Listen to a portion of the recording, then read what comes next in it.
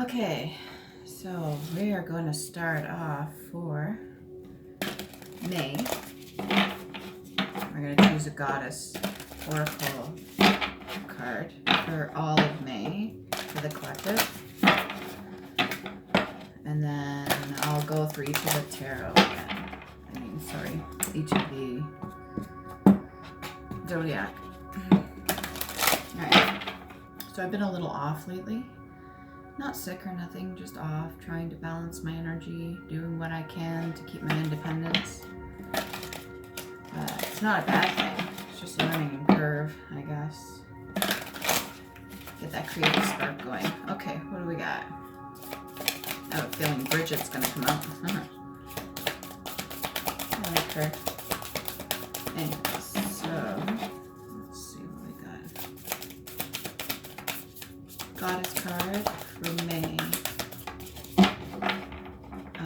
Spirit guides, guardian angels, angels of earth, archangels, ascended masters with good intention, ancestors, highest self, highest me, mother, father, Geb, Newt, divine universe. Thank you for everything that you do for me. Thank you for all the signs and synchronicities. Thank you for anything that you do behind the scenes, even the stuff I don't see. Thank you for always lifting me up and making sure I have more than enough here in the 3D and the 5D. Thank you for sharing your gifts, talents, and abilities and passing them down to me through DNA so I can learn the lessons that need be here in the 3D. Thank you for always, always loving me unconditionally and making sure that I'm safe regardless of what happens to me. Thank you for allowing me to get the rest and sleep that I need here in the 3D and protecting me from that which is unseen. I love you, you love me.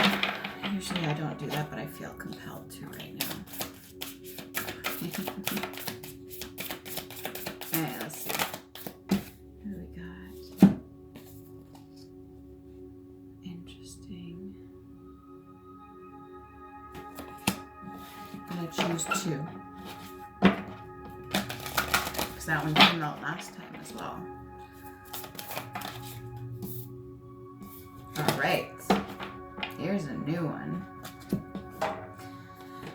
Number 28, which is 10. It's almost like new beginnings. Lakshmi, fortune. Interesting. I've had a feeling that my neighbors have an influence on my readings lately. Ishtar, communion, number 24, which is 6. Together, that would be 7. Okay. Let's see what you got. Number 28, sense. Finger painted. 28. Plus.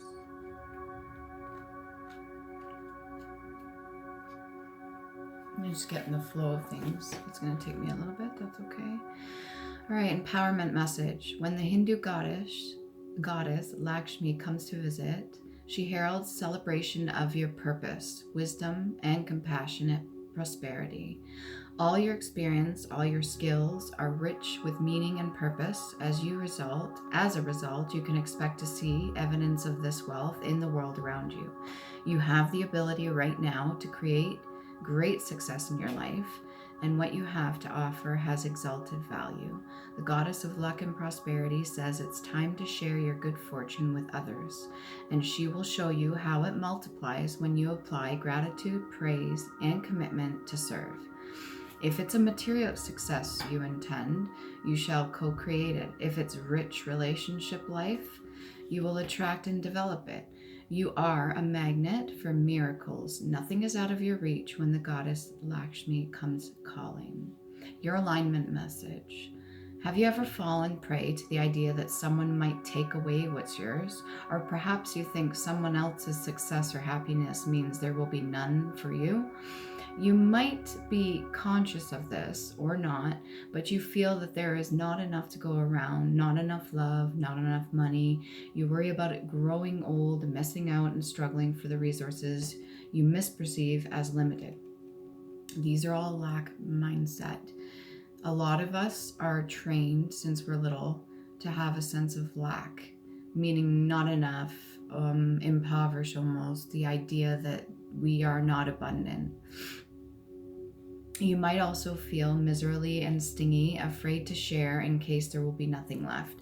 The goddess Lakshmi says this kind of thinking must go if you want to live a rich and vibrant life. Your alignment task is to stop and be mindful of the direction of your thoughts and reframe them to focus on what you truly intend. Repeat this mantra: what is mine will not go past me. When you feel the green gremlin of envy creep into your heart, bless the other person and say, that which I desire is also for me. Your true limitations are only what you set for yourself. Don't let your conditioned mind and faulty beliefs of the old system rule your life.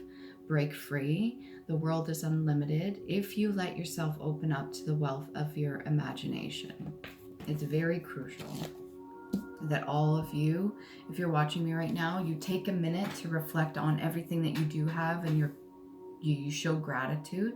Thank whatever energies are helping you out, or if you don't believe in any of that, at least thank yourself for how far you've gotten. The whole idea of staying in the energy of gratitude is very important, and it's something you want to keep.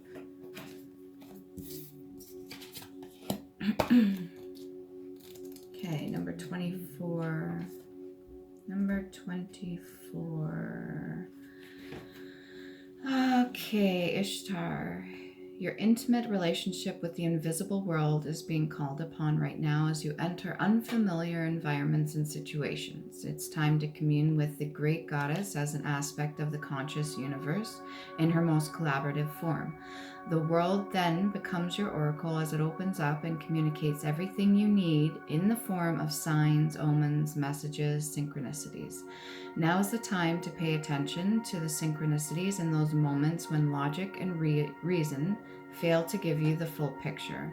So whatever's placed in front of you, you're meant to see. You're supposed to be paying attention. Most people have their face in the phone. It makes it really hard to pick up on the signs and synchronicities that are put right in front of you specifically to see, to get whatever messages that you need, regardless of whether they're high vibrational or low vibrational. They're there for you to see. The Mesopotamian goddess Ishtar reminds you of the time in her ancient temples when her priestesses served as oracles, communicating with the goddess and gods, imparting wisdom to the people who sought guidance. Look at everything in your life as opportunity for communion, losing the need for self-centeredness, connecting to Source in a sacred, intimate way. You will not pray on your knees as a supplicant. This is something you do for whoever it is that you're praying to or yourself, but it's not a supplicant for what really needs to be done in your own life. You engage the great goddess as a partner in co-creation, participating in the making of the worlds. No one needs to rescue you when you act empowered. So when you understand your value and your worth and you stand in your own light, your own energy, aware and awake to the wondrous miracles that you're part of. Your alignment message. When you refuse to see the signs, it can ultimately take you down a path you really don't want to be on. When the red flags indicate something is not quite right, it's a sign not just to jump in with both feet, but to be wary and cautious and use your own discernment and your intuition. It says this is not for you. This is not yet. This is to be revealed.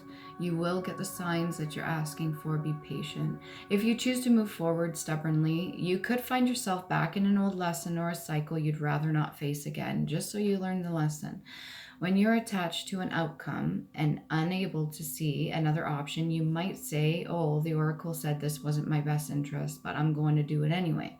The truth is that the goddess Ishtar is offering this alignment task for you now, to trust that the wisdom in the universe will provide with perfect form, but in divine timing. So it doesn't necessarily play out when and how you want. You have to trust that things play out for your best good, your highest good.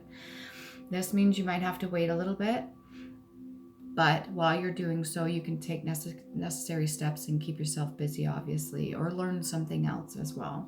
Reconnect with your partnership with any of the energies or deities or goddesses or whatever faith you believe in. Reconnect with yourself, your inner child, and trust that this will not you yourself be left behind. So the connection is a core to everything.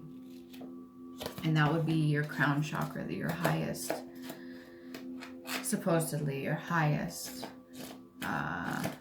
connection with source. So it's really interesting. These two go hand in hand. She's got a necklace of keys around her neck. So if you've previously, I don't know if you know the reference to this, but if you've previously lost your keys to specific gifts or abilities or certain things you used to be able to do that you can't right now, just means that you need to realign yourself and course correct, or put yourself back on a path that you should have been previously following that you may not be following right now. It's easy to be swayed and tempted. These two backgrounds have similar colors. You got a lot of the solar plexus all the way down through the sacral and the root. So we're focusing a lot on the yellows and the oranges and the reds. Got a little bit of green in there, but mainly the reds and oranges. So if that's something that you want to focus on, I don't know if you're familiar, but you can also look that up for yourself for any of the other chakras if that's something you want to align. Yeah, so that would be for the overall collective. That's for May.